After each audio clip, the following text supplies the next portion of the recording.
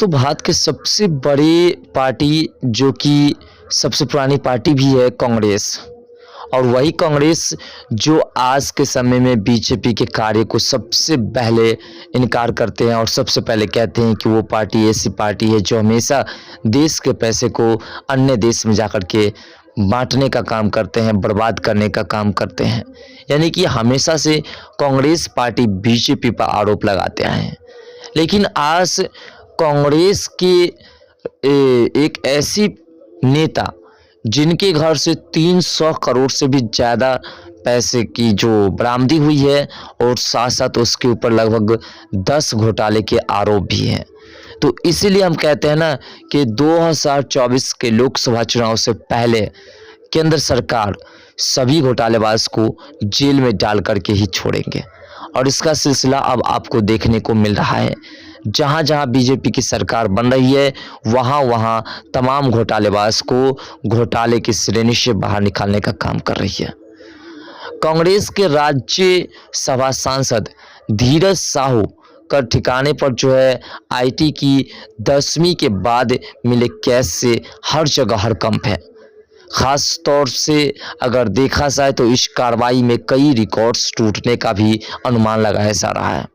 ये देश भर में हुए अब तक की सबसे ज़्यादा कैश रिकवरी हो सकती है, क्योंकि नोटों की गिनती का सिलसिला अब भी जारी है।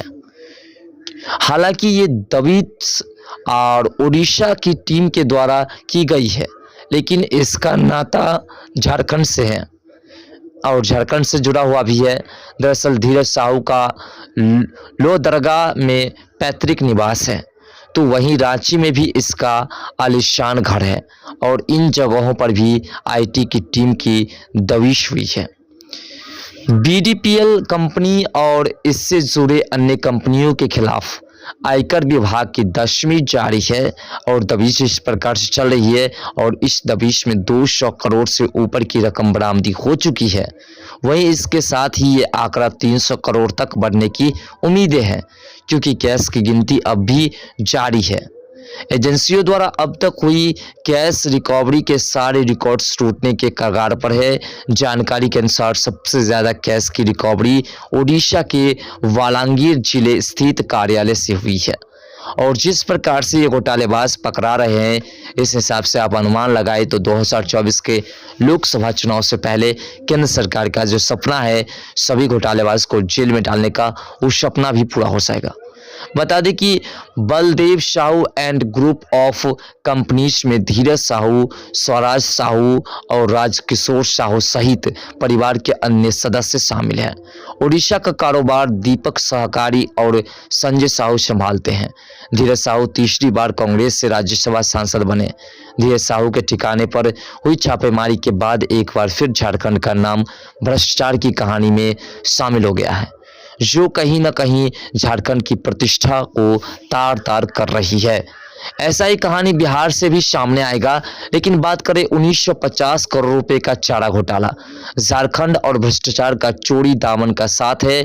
संयुक्त बिहार में भी ही झारखंड में हुए चारा घोटाले से शुरू हुई थी और बड़े भ्रष्टाचार की कहानी आज भी बदसूर जारी है।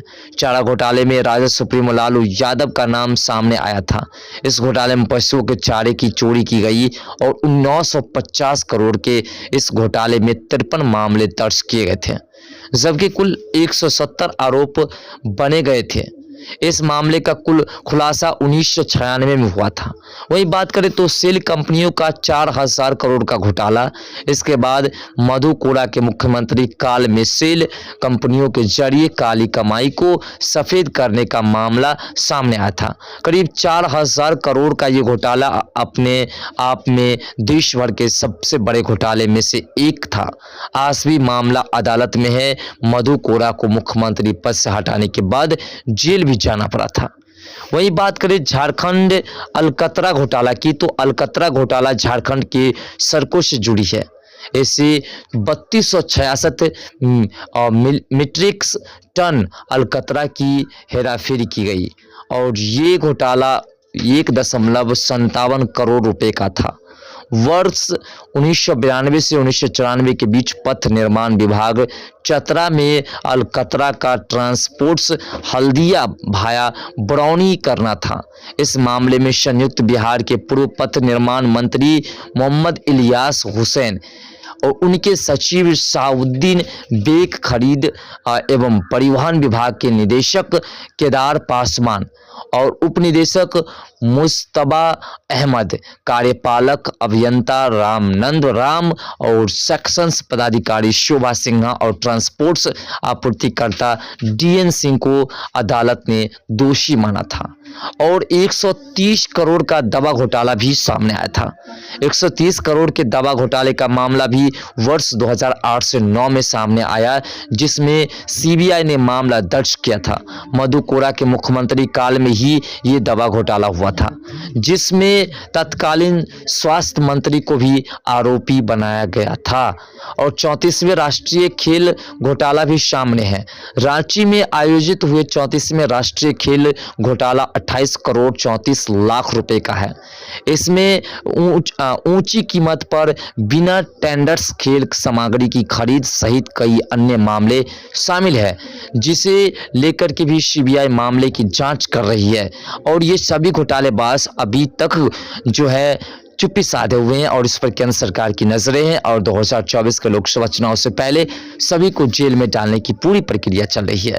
वहीं बात करें मनरेगा घोटाले में नपे अफसर की, तो इसके साथ ही झारखंड का मनरेगा घोटाला सामने आया। ईडी की जांच में आईएएस पूजा सिंघल को जेल भेजा गया और ईडी की हुई छापेमारी में पूजा सिंघल के सीए सुमन कुमार के घर से 19 करोड़ रुपए की बरामदी हुई थी।